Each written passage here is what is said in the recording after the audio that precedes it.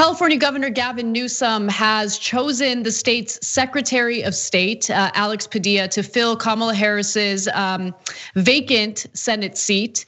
Now, Alex Padilla has served on the city council in Los Angeles. He also served as a state senator. And as I mentioned, he's currently the California Secretary of State. Now, his record has some positive things in it, but there is one giant negative that, of course, as the Queen of Salt, I will begin with, because it's an issue that's incredibly important, especially right now in the middle of this pandemic. Now, as member of the state Senate in 2012, Padilla abstained from voting on the California Universal Care Act, which would have established a single payer healthcare system in the state. The bill had no Republican support, of course, and failed by only 2 votes, with progressives expressing annoyance that 2 Democrats voted no and another 4, including Padilla, abstained, which was the equivalent of a no vote. So that's a giant negative. On environmental issues, he did vote in favor of a moratorium on fracking. Based on what I've seen in his Senate record, things look pretty good. In 2014, though, he authored the bill that banned plastic bags at grocery stores, which was hotly contested by Republicans and some Democrats. Which, look, banning the plastic bags, great, but I think that we need to be a little more critical of these efforts in forcing individuals to change their behaviors while not doing enough to hold fossil fuel companies accountable. So look, based on what I've seen, he has attempted through his votes in the state Senate to hold some of these companies accountable. He did vote in favor of a moratorium on fracking and has really focused on environmental issues in the state.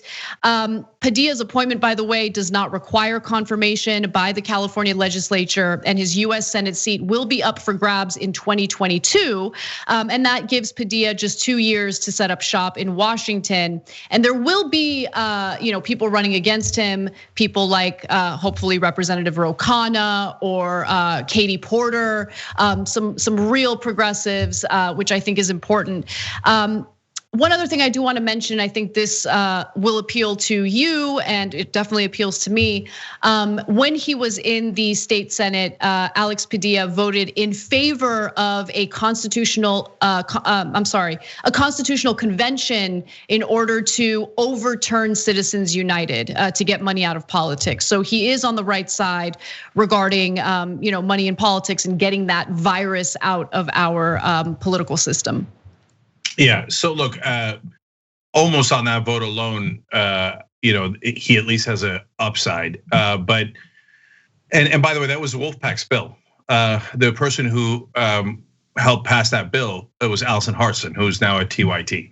She's the leader of the TYT Army and Community. And she's the one that pressured legislators like Padilla to pass that bill. And she did an amazing job with it, but I give credit to Padilla and everyone else who voted for it. Now, having said that, among the choices in California, he was the single most conservative choice Newsom could have made.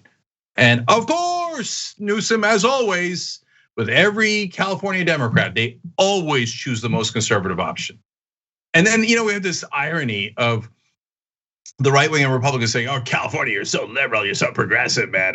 It's no good." No, every one of our politicians is maxed out like as far right as they could possibly go in a state as progressive as California. And of course, always aided and abetted by the press in California, who are completely compliant and will never actually share the details of any of these folks' track record. So what is Padilla basically? He's just a blank slate. And so, and that abstention vote is classic conservative Democrat move. Oh, somebody's voting and it could affect my career. I don't know which way to go. And plus, all my donors are saying no. I abstain. I'm very, very bold. But it works. They don't want, if he had taken one vote that was considered too progressive, at the time of the convention vote passed, it was controversial enough that it was a hard pass, but the California Democratic Party had not come out against it. So it was a different time. But outside of that, if he'd taken any other progressive votes, gone. That plastic bag thing, I'm sorry, but that's nothing. That you get, that's it's such a California thing to do. Put a Band-Aid on a giant gushing wound. Anyway, the options here were Barbara Lee. Barbara Lee's in California. She's a wonderful progressive, been in Congress for a long time. She's done everything right. She's done everything that the establishment said you're supposed to do. Nope, no Barbara Lee, no Katie Porter, no Ro Khanna, no Karen Bass, no one. Always the most conservative, the most corporate candidate. And then of course he's gonna have a monumental advantage in 2 years. And then when one of those progressives run, all of the press in California will gang up on them and say, how dare you? Padilla has already been handpicked by the Democratic Party, and he's an ideal dream candidate. They will all write that. That's what they write every single time. The number one problem in California is the press. They love corporate politicians. Okay, so it's interesting that you say that because let's go with the Los Angeles Times, for instance. So of course, whenever you hear something like this is a big news story. You want to know, okay, well, what does Alex Padilla represent? What does his record look like? And almost the entirety of the story centered on identity, right? Of course. So of course, Kamala Harris, a black woman served in that seat. And so there was pressure for Gavin Newsom to choose another black woman to serve in that seat. And instead he went with Alex Padilla, who will be the first Mexican senator in the state of California.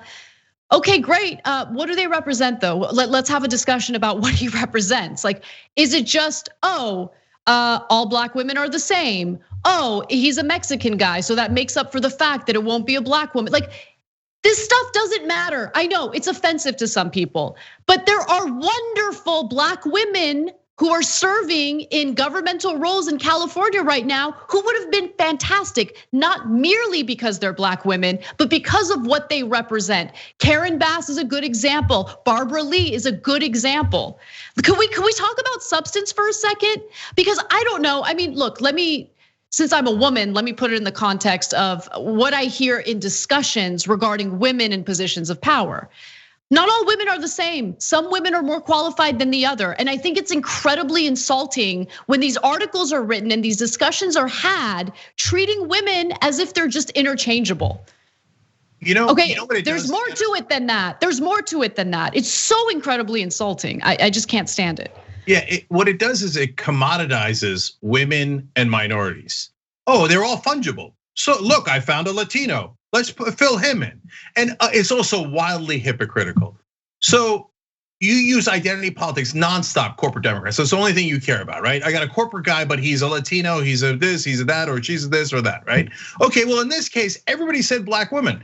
But you had a problem. The two most prominent black women in California were both progressives.